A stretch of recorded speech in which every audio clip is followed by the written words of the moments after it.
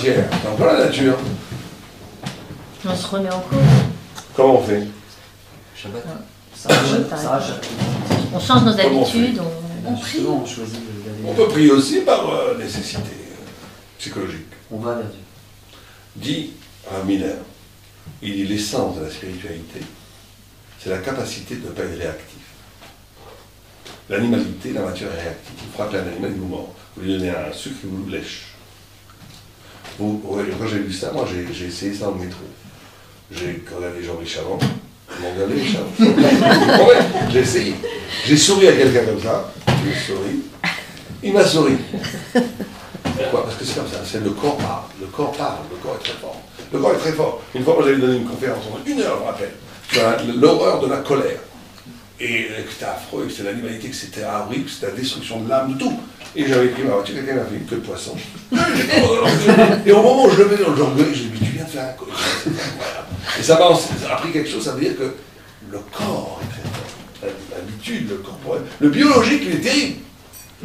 Être tzaddik, c'est rompre avec la matière. Comment tu romps avec la matière? Ça veut dire que tu es capable de faire quelque chose qui n'a aucun rapport avec tes intérêts, qu'elle soit corporelle, psychologique ou émotionnel. Par exemple, tu es très fatigué, tu as une terrible journée, tu rentres chez toi, tu as envie de te reposer. Et au moment où le plus sympathique, où tu te fais un petit bain avec un petit thé, on ouvre la porte à ton personne.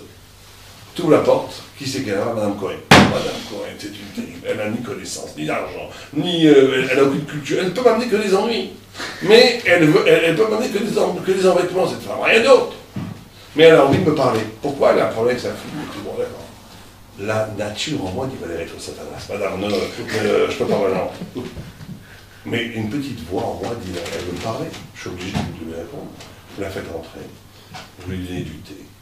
Vous l'écoutez. Elle ressort avec un sourire.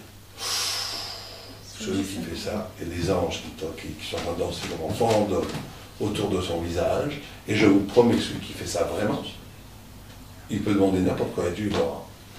Ça marche 1000 fois plus que tous les babas et que tout ce que vous voulez. Pourquoi? Parce qu'il rompt avec la nature. Il sort du déterminisme, comme vous l'avez dit. Il casse avec le déterminisme. Il devient un sujet humain. Il s'étache de la matière. Il devient un sujet humain, un sujet face à Dieu. Et Dieu s'occupe de lui directement, ce qu'on appelle Ashgara Pratit. Ça veut dire ce qu'on appelle la providence singulière. Et là, il peut demander ce qu'il veut. Il est shootaf avec Dieu. C'est ça le pshat d'Agmara qui dit est-ce qu'on répond à un âme qui brille? Si tu as la matière, tu es toujours calculant ton intérêt, tu me donnes, je te donne, tu me fais la tête, c'est les Tunisiens. Il m'a fait la tête, mon mari, je lui fais la tête 10 fois plus. Comme ça, je regarde. Mais quand on est comme ça. Non, c'est comme ça, comme ce que vous voulez, c'est quand l'homme est comme ça, il est donnant, et ben il est dans la matière, donc il ne faut pas trop attendre des miracles.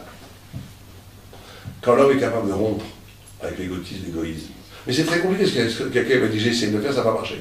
Pourquoi? Parce qu'il a fait pour ça, donc il est dans la matière aussi. Donc il faut le faire vraiment que pour ça. Sans attendre de retour, c'est très compliqué. Comme le tchiadjédim, vous savez que si moi je fais un tchiadjédim pendant des heures, on me dit pourquoi? Parce que j'aime. Mais on me dit, il y a écrit dans la Gemara, celui qui fait le tchiadjédim, beaucoup il aura une bracha de l'argent. Mais la Gemara, elle dit tout de suite, celui qui le fait pour l'argent, il n'aura pas. Donc on est coincé. Mais au moins, c'est que ça marche. Donc ça, c'est le cas. 1. La prière, des fois, n'est pas répondue. Parce que l'homme est resté dans la matière.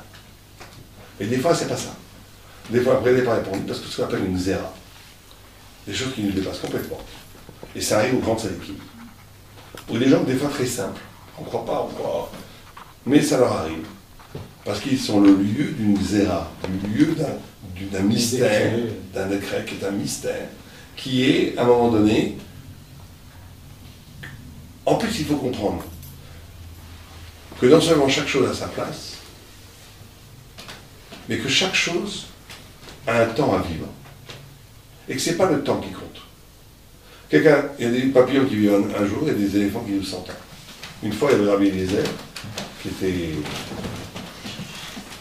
était malade. Et Rabbi Yochanan était le voir. Et Rabbi Yochanan me dit, il a vu qu'il pleurait. Il a dit, pourquoi tu pleures? Est-ce que c'est parce que tu n'as pas étudié la Torah assez? Il m'a dit non. Je te veux que chacun étudie un peu, beaucoup. Chacun fait ce qu'il peut selon ce qu'il peut. Est-ce que c'est parce que tu n'as pas d'argent? Pas tout le monde a eu 2 tables, mon futur monde ici. Il dit, est-ce que c'est parce que tu as perdu tes enfants? Et il montre l'os, Rabbi Yochanan. Il montre l'os de son 10e enfant qui est mort. Rabbi Yochanan a eu au moins 10 enfants qui sont morts. Et l'autre, il ne lui répond pas du tout. Je sais très bien que la vie, c'est pas comme on croit. Nous, on croit qu'on vit éternellement et que le temps, comme chose d'extérieur, t'use et te sabote. C'est pas du tout ça. Chacun vit. Aujourd'hui, les scientifiques ont découvert ça. La Torah le dit depuis 3000 ans, qu'il y a ce qu'on appelle l'horloge biologique qui fait que quelqu'un, pratiquement à la naissance, on sait plus ou moins quand un temps il va vivre. Et ben, c'est écrit comme ça à la Torah. Il y a des gens qui doivent vivre un jour, doivent vivre 10 ans, 20 ans, 30 ans, 100 ans, et que c'est pas le plus important. Le plus important, c'est que cette vie-là, est-ce qu'elle a répondu au sens de pourquoi elle a été créée? Alors il dit, pourquoi tu pleures? Ça c'est un autre coup. Une autre coup, il dit, je pense que tu es beau. Ah, tu penses que je suis beau? Oui, est-ce que cette beauté un jour pourrira sur la terre? Et il dit, ah, si tu pleures pour ça, moi aussi je vais pleurer avec toi. Ils se mettent tous les deux à pleurer. C'est extraordinaire, c'est que la beauté, on ne pleure pas sur la Torah, on ne pleure pas sur les enfants qui sont morts, on ne pleure pas sur la pauvreté, et on pleure sur la beauté qui est un jour sur la terre.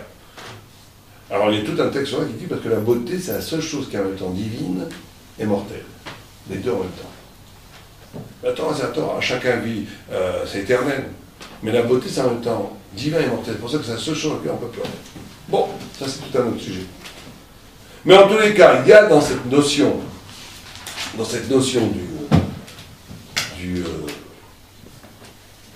de non-réponse à la fila, c'est 2 extrêmes. Ou bien parce qu'on est trop dans la matière. Est-ce que la non-réponse, elle peut être liée au tikkun, ou est-ce que le tikkun, il fait partie de la xéra? Oui, bien sûr. Il fait partie de la xéra. Il fait partie de la xéra. Mais il y a des personnes, des fois aussi, qui ont une expérience, et là, c'est très dur à dire, mais c'est écrit dans les textes, qui ont pratiquement aucun rapport avec eux. C'est-à-dire qu'ils font ça à un moment donné, en tant que le nom d'Israël, ça arrive aux Sadikim, ça. Il leur arrive des trucs par rapport à un tikkun de tout un Israël. Ils prennent sur eux. Je ne répète même pas jusqu'à ils prennent sur eux. Ça se passe chez eux, parce que dans les cieux, on a décidé que c'est là que ça devait se passer le tikkun, mais pas que pour eux, pour tout un Israël. Et donc ça, c'est l'autre point. C'est le point inverse de la matière. Je dis que Moshe il est rentré en Israël, il a prié, et qu'à un moment donné, arrête-toi. Parce que si tu fais une fois, encore plus, tu seras ouais, ça, tu vois. Alors, il y a aussi cette notion, merci beaucoup, il y a aussi cette notion que, est-ce qu'on doit parler quand on prie? Le Shemona Esrei. La prière, il n'y en a qu'une, c'est le Shemona Esrei. Toutes les autres choses qu'on dit avant, Shema Israël, c'est pas des prières, c'est des brachot. La prière, ce n'est que la fila, que la amida. Est-ce qu'on doit parler ou est-ce qu'on peut le faire en silence? En silence. C'est un... Alors, il ne faut pas que notre voisin l'écoute. Voilà. Bon, mais l'oreille doit écouter, ça c'est après la halakha. D'après la Kabbalah, mais personne ne doit le faire, hein, il faut le faire après la halakha. Les très grands mécoubales, ils le font en pure pensée. Parce qu'on est ici dans une des dimensions de la prière, c'est en même temps la pensée, la parole, le corps. David Ameller, quand il dit pas j'animite pas l'aile, il disait anitefila. Je suis une prière vivante. C'est-à-dire que David Ameller est devenu l'ancêtre du Messie parce qu'il a été capable de transformer toute la rivière de Moab. Vous savez que Moab, c'est le chiffre numérique de 49, qui sont les 49 ports d'impureté. C'était le peuple le plus impur. Il a transformé toute cette impureté sensorielle. C'est le peuple du Znout. Il a pris cette sensualité, il en a fait une prière. Il prie avec son corps, jusqu'au bout, vous savez, quand les gens prient, ils prient avec leur corps. Il prie avec la poésie même du corps. On prie aussi avec la parole, cette parole qui est une sorte de parole alpine. Vous savez qu'avant même de parler, il y a un souffle, qui est le souffle de l'âme, qui est la rencontre de Dieu dans le souffle. Et on prie avec la pensée, qui excède tout le monde, puisque David Moshe Rabbeinu ne pouvait pas parler parce qu'il était pris Nat Neshama, il avait une pensée tellement énorme que, littéralement, sa parole explosait sous l'influence de la pensée. Penser vraiment, c'est pas parler en silence. Penser vraiment, c'est être capable de capter des concepts qui sont infinis. Et c'est ces 3 niveaux de prière. On prie avec la pensée, on prie avec la parole, on prie avec le corps. Les très grands Mekoubalim, ils prient avec la pensée. Nous devons prier avec une parole, mais une parole qui n'est pas audible par quelqu'un d'autre. C'est quelque chose entre moi et Dieu, et que ça soit que mon oreille qui écoute ce que je dis. Ce n'est pas les autres. Sauf que si je suis seul, je peux Faire la Nida à voix haute. Il vaut mieux pas.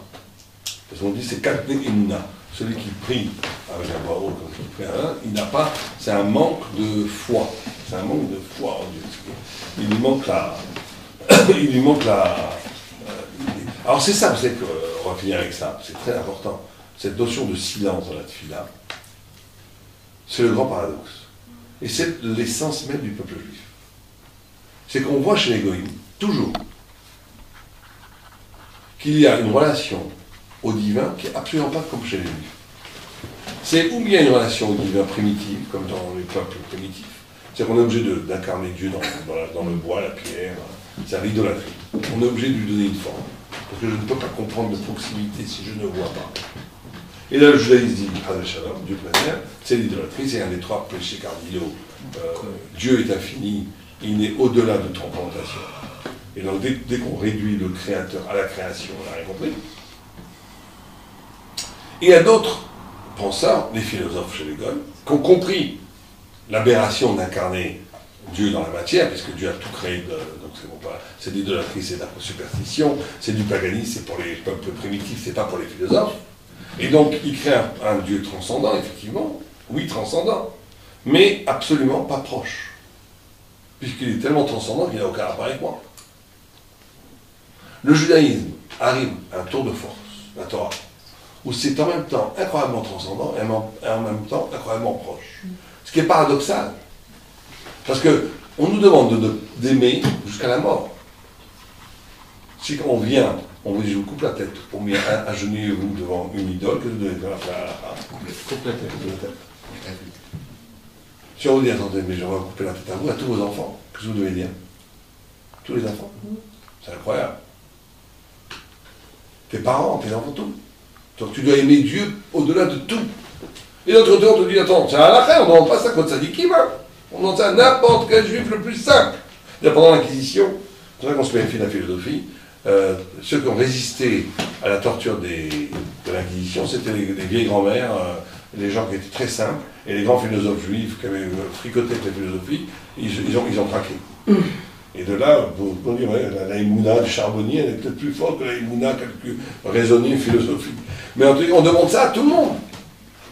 Et d'un autre côté, on te dit, tu ne peux pas connaître Dieu positivement, tu ne connais Dieu que négativement. Tu ne peux pas connaître Dieu comme il est, tu dois savoir qu'il n'est pas physique, qu'il n'est pas fini, mais ce qu'il est vraiment, tu ne pourras jamais savoir. Même Moshe, il a dit, montre-moi ta face, et tu ne pourras jamais, aucun homme peut voir ma face et vivre. Comment est-ce qu'on peut demander à un homme de respecter l'infinie transcendance de Dieu au point que tu ne le connais pas, positivement, et de l'aimer au point de mourir? Comment tu peux aimer quelqu'un que tu n'as pas le droit de connaître? C'est incroyable. Comment ça marche? C'est justement le secret de ce qu'on appelle le secret de la brite, de l'alliance entre le peuple d'Israël et Dieu. Une brite dans la Torah, quand vous avez une brite dans la Torah, vous remarquerez qu'on prend une sorte d'assiette, on la casse, et chacun prend la moitié de l'assiette. Comme pour dire, même si on est séparés par l'espace et le temps, une partie de moi est avec toi, une partie de toi est toujours avec moi. La fidélité, la vraie fidélité, c'est pas quand on est avec sa femme au restaurant, c'est quand on est à 10 000 km et qu'on reste fidèle. Nardine. Être fidèle, c'est qu'on est fidèle, on est ensemble même si on n'est pas ensemble. Le secret du rapport avec Dieu, c'est cette fidélité-là. Je n'ai pas besoin de voir, je n'ai pas besoin de toucher, je n'ai pas besoin de représentation. Je suis dans une intimité avec Dieu tellement forte que l'essence de mon essence, qui est le reflet divin, puisque c'est le Tselem Elohim, est avec lui, malgré l'infinie distance. C'est ça le secret de la relation avec lui. Et vous remarquerez qu'aucune autre forme de religion ni de philosophie n'est arrivée à cette union entre ces deux termes, de l'absolue transcendance divine et de l'absolue proximité avec Dieu. C'est que les Juifs font ça. Toutes les autres philosophies très transcendantes, qu'elles soient de Philon Alexandrie jusqu'à, en passant par Descartes, tous les grands philosophes, des théologiens, c'est un dieu, Voltaire en parlant pas, un dieu, grand architecte, grand horloger du l'univers, mais aucun rapport avec moi. Nous, c'est Éloqué Abraham, Éloqué Isaac, un dieu qui rentre dans ta vie, qui te sort d'Égypte, qui est avec toi. Mais en même temps, tu ne tombes pas dans le piège de lui donner une... Il y a pas On doit avoir une proximité avec Dieu, jamais une familiarité avec Dieu. Cette proximité avec Dieu qui n'est pas de la familiarité est capable de poser ces deux termes, une infinie distance et une infinie proximité en même temps. Et c'est ça le secret de la tefila. Et c'est le secret de la parole. La parole, elle est double. Al-Pishne, il dit bien Al-Pishtaim, deux. Elle est en même temps une présence, et en même temps, dans la parole, elle est toujours riche d'une infinité de sens qui m'échappe. Quelque chose qui est en même temps double. C'est le souffle de l'âme, qui est le souffle de Dieu lui-même, que j'entends dans la prière elle-même. Donc il se passe une vraie prière, c'est un événement de proximité avec l'infinie distance qui devient proche. L'expérience ultime, ce qu'on appelle la dvekut.